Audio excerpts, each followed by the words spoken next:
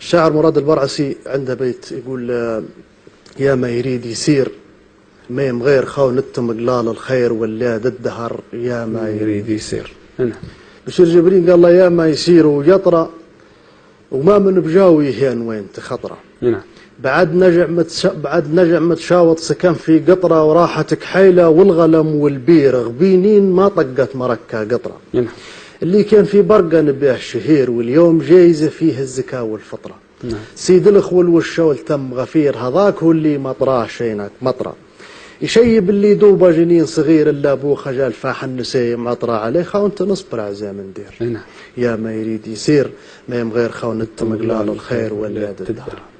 دز طبعا رد هذا الشاعر عبد السلام بوجلاوي. عبد السلام بوجلاوي رد وقال يا ما يسير وسير يدير في الابداع مع الزمان كباير. سالما مجرب تستفيد دباير بحكم التجارب في الحياة خطير. الايام يلحقن حتى الطير الطاير يطيح على الوطاه وما جديد يطير. صحيح. انبحتت فوق الدوخ تبقى حير كرعيك ضملة تم غطاك قصير. وصلها لمت أني خطاه قصاير ومسرع عجولي صار لا تأخير.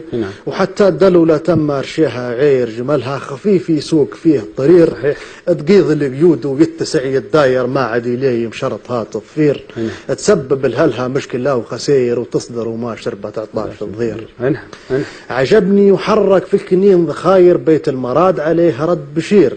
وديما يجني من مراد ثمير وديما كلام بشير فيه يثير. كلامه ينقي من بوث غفاير صغير وعطاها الله عقل كبير. وصحيح الدهر من قبل يا مودير ويا ما يريد الهال الناس يدير. ونام جرب ناظر معاه بهير وناظر سنين طوال شر وخير.